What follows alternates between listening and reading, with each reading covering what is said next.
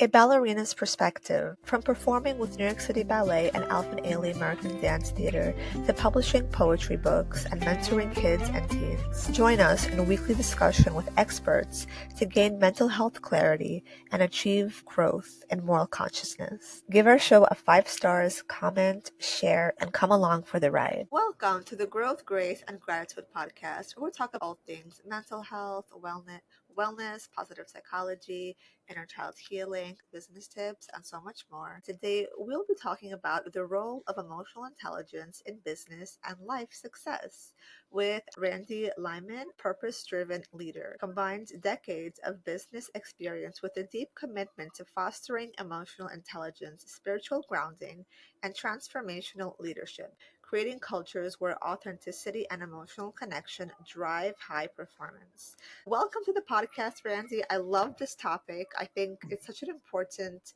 theme to talk about, whether you're in the business world or even in your personal life, because even with people like I coach dating clients who are on the spiritual journey to want to attract a healthy, holistic partner. And the first thing is having that emotional vulnerability, emotional availability. If we don't have the emotional availability to connect with somebody, you can't really build on that, and you can't really build on emotional intelligence. Hi, Ari. Great to be here. Thank you for having me on. No matter what we think, no matter what we do in the world, we're most concerned with feeling good. And we're most concerned, at least most people I know, with having a deeper connection with the people in our lives. And there's just no way to have a deep connection without addressing the emotional side of ourselves.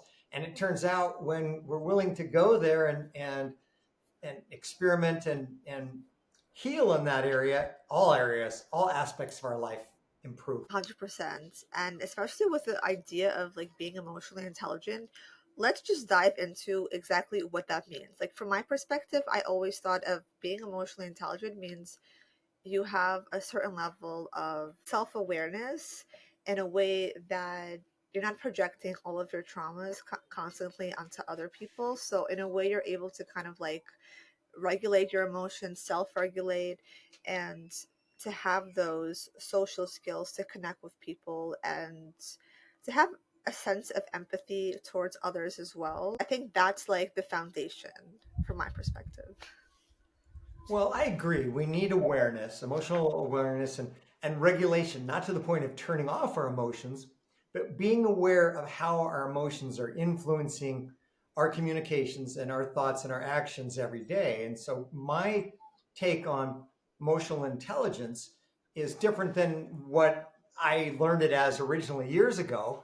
And the way I originally learned it was just turn off your emotions and don't let them influence anything that we're doing. The problem is when we try and turn them off, they still they seep into everything else we do. So being aware of them, and even if we don't address them at the moment, at least be aware of them in the moment so we can separate out what is our emotional response and what is our intelligent adult response. Very true.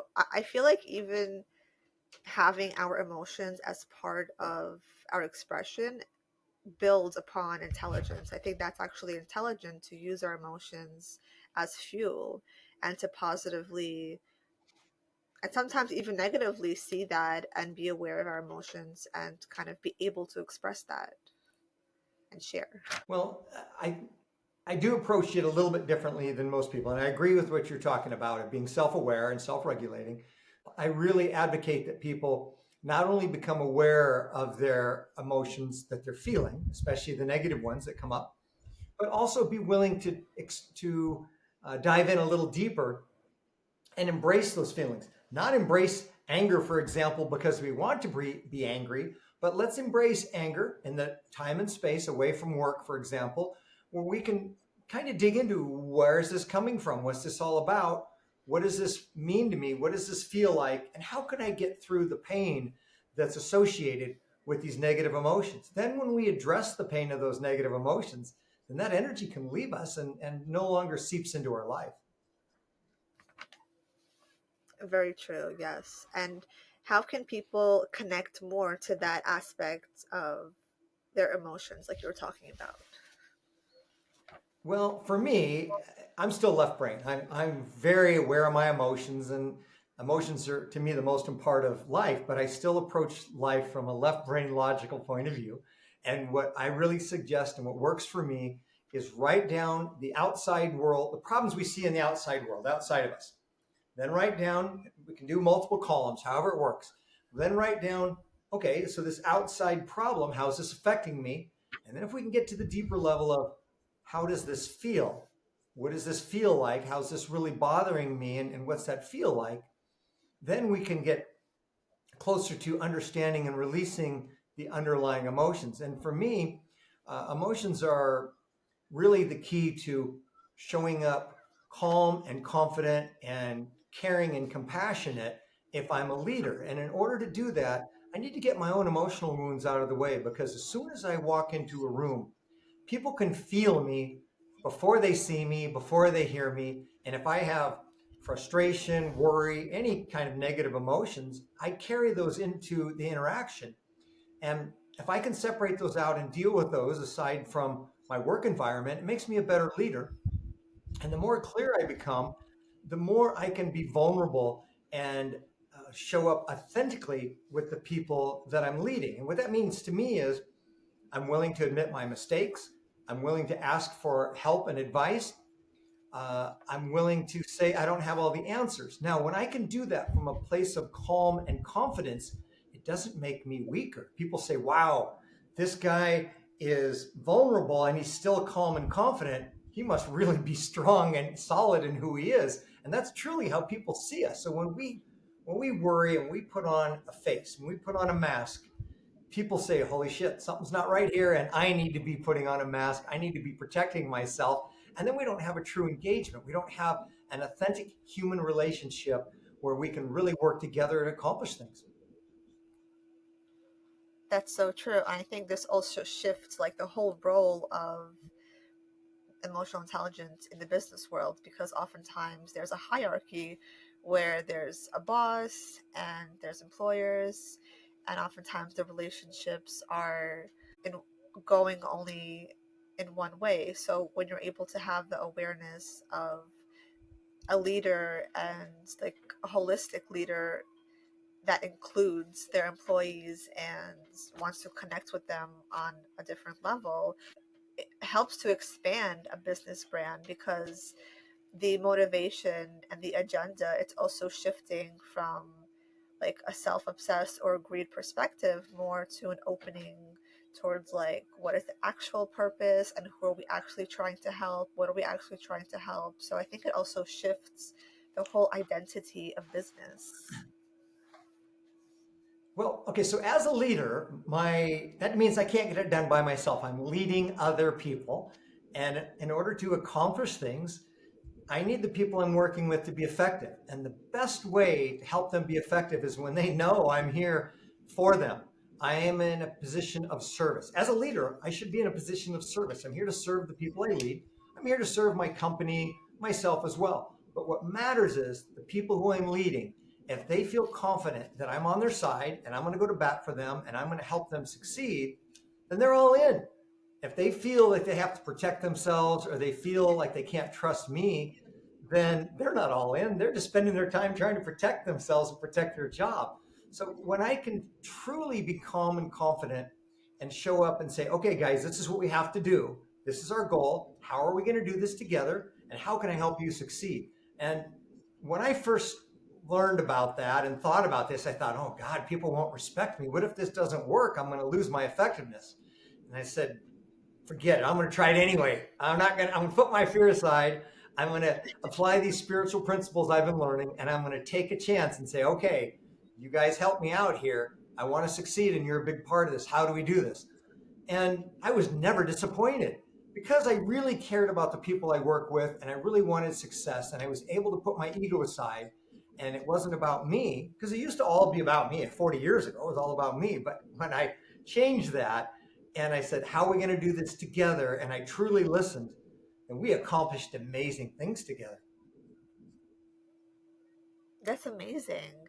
And for people who also want to dive into this spiritual essence of connecting to emotional intelligence in business, How can they do that? And what kind of measurable things can they expect to see shift?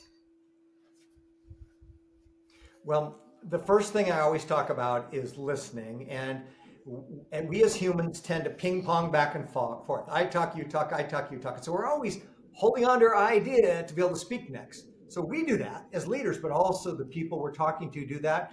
And if we just pause and step back and then give them space to say more, or even ask them, what else would you like to add to that? Then they empty out. Then they feel heard. We can parrot back a few words to them to acknowledge we've heard what they have to say. And when they've actually completed the delivery of their ideas and they feel the acknowledgement for what they've said, now they're in a space where they can hear what we have to hear, what we have to say. And they're not going to hear us until they've emptied out their ideas. And they're also not going to hear us until they feel is a key word, they feel safe enough to share their ideas. So listening is a big part of that. And slowing down. And leaders would say, oh my God, I don't have the time to slow down. Well, my experience is it saved me so much time when I slowed down and listened and I asked more questions. Then when I delivered a message, they heard it. And when we went to make decisions together, they engaged at such a deeper level. And here's something that I found really interesting. And the math is simple on this. Okay, so I take group problem solving is another thing. To answer your question, group problem solving is really big. So I go to my group and I have, say, 8 people in the shipping department. I say, we have a problem, how are we going to solve it? And I teach them how to approach problem solving. And so they take a logical approach and they come up with an idea that's only 60% as good as my idea. Okay, I can insist on my idea, or I can say, great, let's start down this path and then let's talk about it in a day or two and let's continue to look at this. Well, if they bought into my idea 50%, but they own their idea 60%, and we can expand on their idea, they own it. That they want to succeed. They want their ideas to work. And if they don't, I come in and I ask them questions and I guide them to a better answer that they own. I give them ownership of that answer. And suddenly they're like, wow, this is great. I figured this out. And the next time we go to do something together, they have more ideas. They're more willing to interact and take responsibility. And then I have reasons to praise them. I have reasons to appreciate them. It changes everything. And yeah, there's a chance they're going to make some dumb decisions along the way, but most of the time they don't. And if I stay involved by asking questions, then they still own the success. That is a fantastic perspective on that. If you're ready to shake off that daily stress, come join us for online beginner, adult, ballet, and yoga classes each week to connect with the flow of movement and the art of ballet into perfect synergy. Come as you are and learn to love your body a little bit more and gain strength and flexibility with each class. All are welcome. Sign up at balletartsmovement@gmail.com. First class free. And diving into your book, The Third Element, what is the third element and how does it connect to the law of attraction? Well, so I see everything in the universe fitting into 3 categories, or there's 3 elements. The first, in no particular order, the first is our thoughts and information. The second is our physical body and the physical world around us. And then the third is our emotions. So the law of attraction co-creates our reality for us every moment of every day. And I explain it in the book all the way down to quantum physics level and really fun, easy to understand stories. And so the universe, God, source, spirit, whatever you want to call that, only has 2 rules. The first rule is when we respond to any situation from a place of love, we're going to find an answer.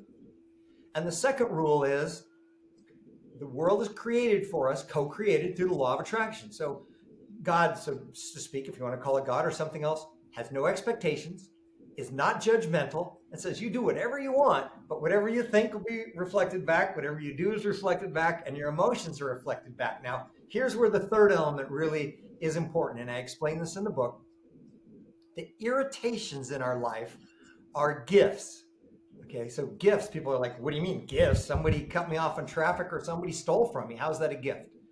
The way it's a gift is it's a reminder that there is an emotional wound, an energy within us. We have the opportunity to feel completely, get reactivated, feel completely, and release. And then that's the gift, is we release those old emotional wounds, because emotions are bigger than time and space, and they don't go away with time, and they don't go away with our thoughts. And so all these irritations that we're experiencing can be turned into gifts. And that's the real goal of the book, is to help people understand that, and exercises to be able to reach the goal of experiencing the gift. That's fascinating. That's really interesting. And I think a lot of people are really encouraged by the law of attraction as like a spiritual, holistic, motivating factor to help drive themselves towards happiness, success, achieving things. And when it comes to connecting to that essence and that energy, what are some tips you can give to people who do want to connect with that flow of law of attraction, but that do have a hard time dealing with those noisy excess of emotional triggering? Well, all of that is covered in the book, and I also am happy to do direct consulting as well. So I'm going to tangent for a moment. 35 years ago, before I really began my spiritual journey and started to learn about the law of attraction and emotions and such, I had multiple $1 million businesses. But as I applied what I was learning to my businesses, I grew them 30 and 40 times what they were before I started applying spiritual principles. So I had great success in my businesses through applying spiritual principles and an approach that included emotions, not making decisions based on emotions, but being aware of how emotions influence my interactions and the rest of our interactions. So the book is probably the fastest way to be able to get tangible results. And that's available with links through my website, randylyman.com. It's RANDYLYMAN.com. Through there, they can find access to the book, to our online community, to free offers that I have and workbooks and such. And for leaders who are open to this, it may be scary at first, but remember this: I'm a physicist, I'm an engineer, I'm a businessman, and I'm still a logical guy, but I've learned the best way to get results in the business world and in our personal life is to become aware of our personal emotional challenges and work our way through those. And we don't have to do it at work. We do it on our own, and then we start seeing the positive results at work. We start seeing the positive results in our personal relationships and in our health. It affects all areas of our life. So it starts with understanding, and then we have to take a chance and start to experiment. And the book will make it easier for people to understand, for sure, and easier to try some of the exercises.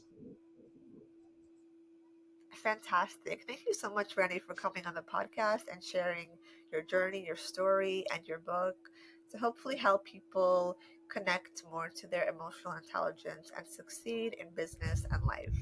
Well, to me, that's what life's all about, is experiencing all the wonderful things, getting through the pain, getting that behind us, and then being able to be more present, to enjoy joy and love and beautiful relationships and our family and our friends, and even enjoy being at work more. And that's what life is all about for me. So thank you, Ari, for having me on here. This has been a lot of fun.